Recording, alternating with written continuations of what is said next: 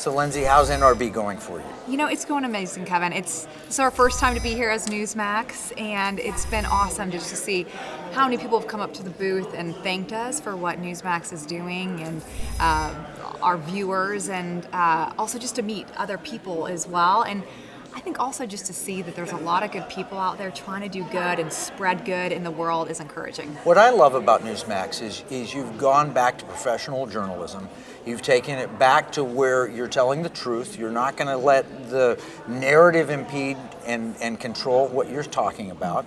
And it really is it's a chance for free speech. People get heartened when they look at the quote alternatives that are really actually just true free American speech. Yeah, and when you know, a lot of people say, oh, they need to be silenced, and I say, actually, I might not agree with them. At the same time, I support them in the sense of we do have free speech in America, and if we want free speech, then we want free speech for all. And but that is where we have to push back. If they don't want to hear a dissenting view, they don't want our view, we have to go back to, no, this is the First Amendment, and everyone should be able to speak freely, even if we disagree with what they say. We need to take the high road, the higher standard. Yeah.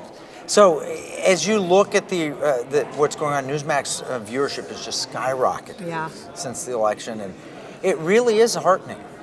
Yeah. So, what are your top stories? What are the things that are attracting you to share with America? Yeah, I think some of the biggest things right now are our border. A lot of people obviously talking about that, but you think there's so many facets to that. Not only is it a humanitarian crisis, and we are seeing humans being trafficked across our border, and you think about people, we saw the images of people throwing babies over a wall into the river. I've seen images from some of our Congress members who've gone down there, pictures of babies drowning in the water, and all for these families that want a better life. That's a humanitarian crisis. But now we have people like Governor DeSantis who's sending his law enforcement down there because fentanyl is coming across our borders like crazy.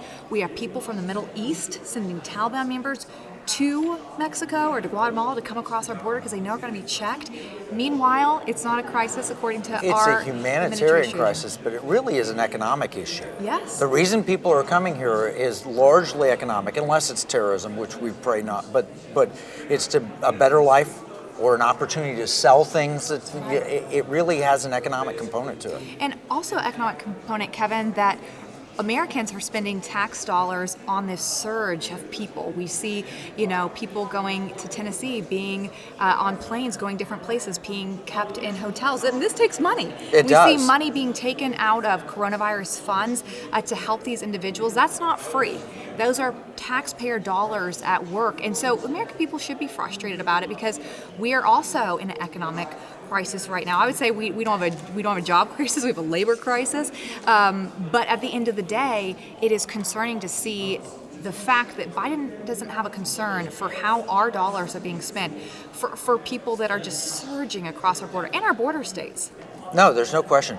And in fact, you look at almost $30 trillion of federal debt, not counting the unfunded liabilities, and you realize we're spending money, and we're not noticing it so much because we're still in the party atmosphere, right? At the end of the party, you don't realize what the hangover is going to be like.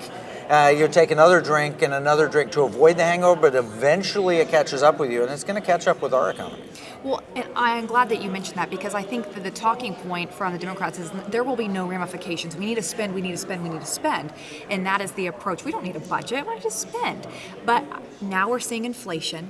They say, oh, this will go away. I don't know that it will. And not anytime soon when you're talking about spending that kind of money. And I think Americans are starting to see it because it's hurting their wallet. It's hurting their gas prices, and they're trying to travel. Things are opening up, and they're thinking, I can't pay this much money for gas. I'm not going to go as far. And so they're starting to see some of the ramifications of when you just have, ungoverned spending.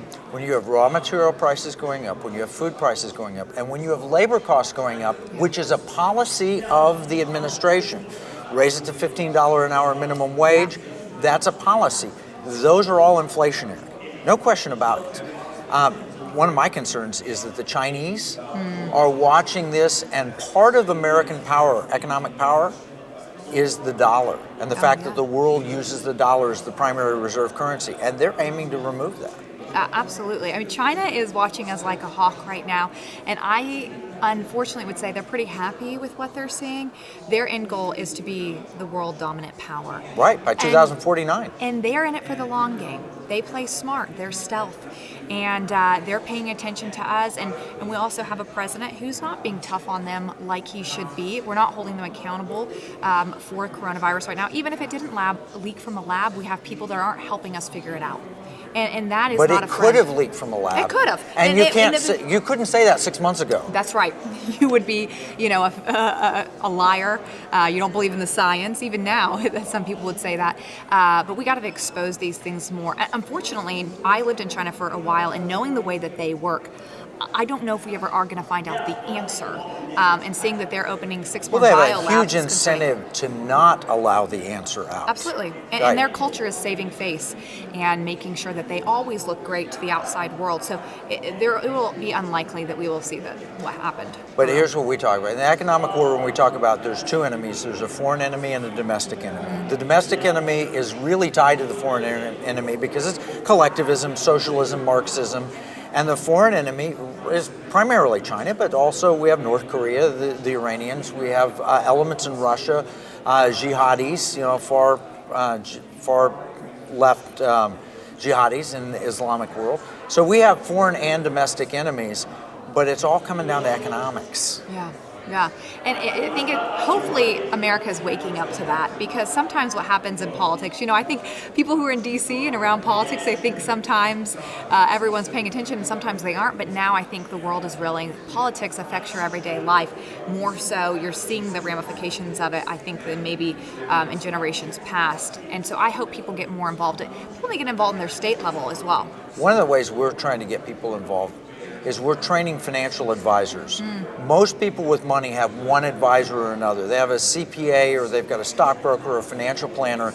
And when they want to weaponize their money, they say, I don't want my money invested in things that are going to destroy my future. When you see Coca-Cola being Woca-Cola, what do you do about that? Well, there's two answers. You either divest, which is hard to do if you're just everything in an index fund, or you become activist and you vote your proxies. Average person doesn't know how to vote a stock market proxy, but the advisors do.